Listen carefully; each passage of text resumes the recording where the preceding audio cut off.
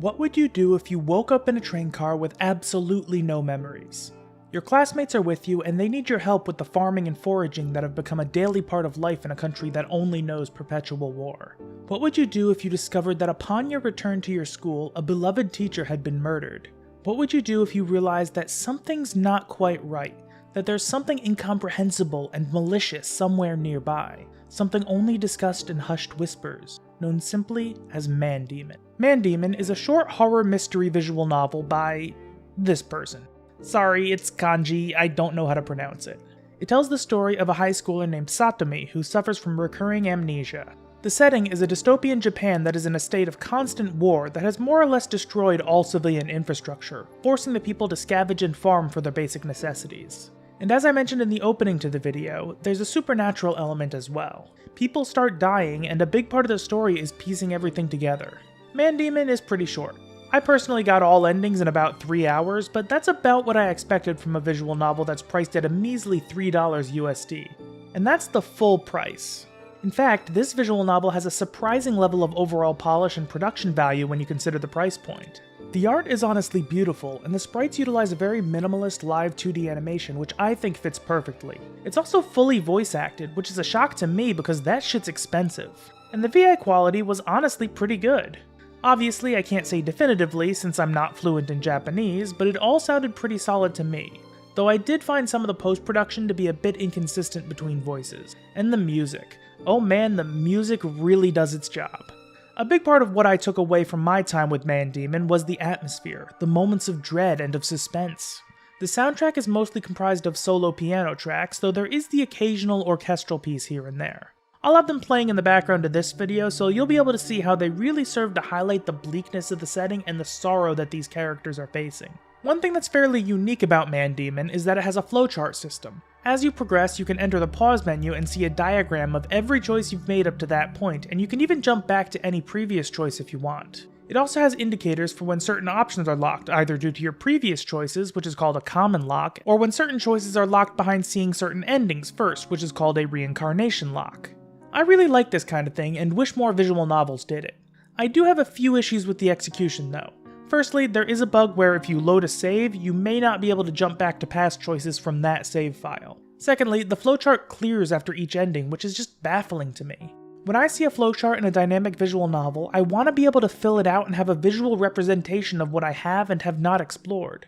But no, you can only ever see a single path at any given time. Even when you jump back to a previous choice, it'll erase anything past that choice. So that kinda kills any practical use I could have extracted from it, and it left me kinda disappointed. And while I'm complaining, don't worry, I'll be praising Mandemon soon enough, I do have to mention that the English translation can be pretty rough at times. It's never bad to the point where you don't understand what's happening, but throughout the visual novel you'll see spelling, grammar, and syntax errors. There are a few cases where the third-person pronouns are just completely wrong, like they'll refer to a female character as he. And a lot of the dialogue comes across as unnatural and awkward. I mean, one particularly egregious example of a sentence that's actually in the visual novel is, "Seemed like there are something not very convenient to discuss it outside." To be clear, that's just an example that stuck out to me. The rest of the translation work is nowhere near that bad.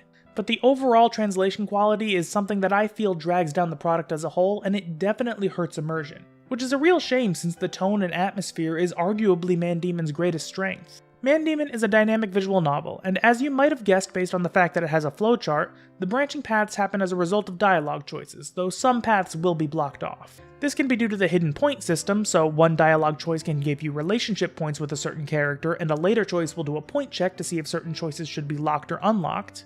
It can also be locked if you haven't seen certain endings. The visual novel is overall a lot more linear than it would first appear. The flowchart will indicate a bunch of different branches, but many of them really just end up being slightly different dialogue with a different distribution of points.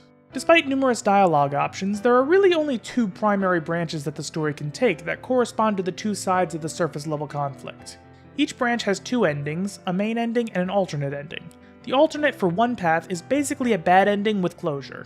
The alternate for the other path will reveal a lot more about the inner workings of the plot and open up a reincarnation lock. To explain a bit further, I'm going to have to give a mild spoiler warning. The main thing I'll be revealing is what the Mandemon is, though that's something you'll learn about halfway through your first read-through, and that reveal kinda kicks off the main plot, so it's not something I feel will really harm your experience.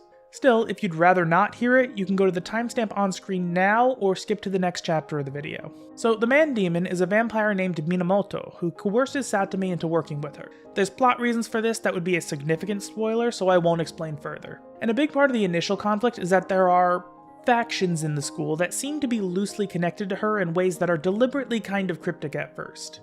And the two primary endings are essentially picking a side in that conflict. They do conclude things, but you're left unsatisfied and with a ton of questions. The story's multi-ending structure actually reminds me quite a bit of Euphoria, though obviously the setting is different and Euphoria is a way more gruesome story. But like Euphoria, each ending will give you a small piece of the answer, and it's really not until you're a few endings deep that things start to make sense. In retrospect, I view Mandemon as having 4 levels of endings. The first is the primary endings for each branch that I mentioned earlier. They resolve the immediate conflict but don't really feel all that satisfying. The second is the alternate path that comes with a big reveal. This one completely alters your perception of things and forces you to realize that the story is deeper than it first appears. That ending unlocks level 3, which is a reincarnation lock that's mostly just a massive lore dump that'll answer the majority of the remaining questions. The last level is the true ending, which is behind a reincarnation lock that I think requires you to have seen all endings first. This doesn't really add much to your understanding of the story, but it gives closure to everything. Overall, I do like this style of storytelling, and I wish more visual novels had endings that build on each other. While I do of course love how many visual novels essentially contain multiple stories, it's really nice to see a writer use this unique structure that you really don't get anywhere outside of visual novels to tell a bigger, layered story. The one thing I would criticize here is that I think the ending that first gives you that big reveal should have been behind a reincarnation lock that requires the 2 surface level endings first. I personally got that ending on my first playthrough, which was blind by the way. And unfortunately, once you've seen that particular ending and know the thing that it reveals, it kinda takes the wind out of those other 2 endings. Like, they're clearly designed to build tension and play on the fact that you still really don't know anything. But while I am complaining a bit, I do actually really like what Mandemon was going for. The story is very intriguing, from the 1984-like social dynamics, to curiosity about why Japan is at war, to the Mandemon itself, to the side characters who manage to make you feel things about them even in the short amount of time they're on screen. And with each new ending, I was very excited to see what comes next, and it felt really good to finally learn about everything that was going on. Aside from the localization quality, I think my biggest complaint is that I wish there was more. I think this story could have benefited greatly from having certain elements be more fleshed out. I think the initial conflict could have used more time to build the tension and make the reader want to choose sides. While the characters are really good at establishing their presence, it wouldn't have hurt to have had a bit more time to get to know them. I definitely would have liked to see more on Satome's inner workings as well as more interactions with the Mandemon. Trust me, it's all super interesting stuff that I can't talk about without spoiling things. Overall, Mandemon just feels like a short story that should have been a novel. But once again, consider the fact that this is a $3 visual novel. For that price, you really couldn't ask for much more. While it's true that in a vacuum, Mandemon isn't perfect, and there are definitely changes I would have made if I were the dictator of visual novels, I can't really complain too hard, and I definitely do not regret the time or the money I spent on this title. So would I recommend it? Yeah, absolutely.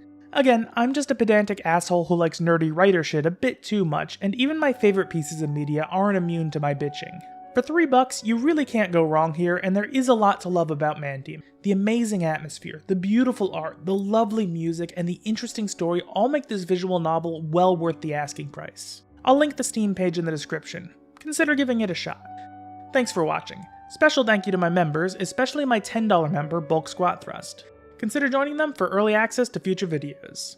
Don't forget to like the video if you enjoyed, and subscribe for more.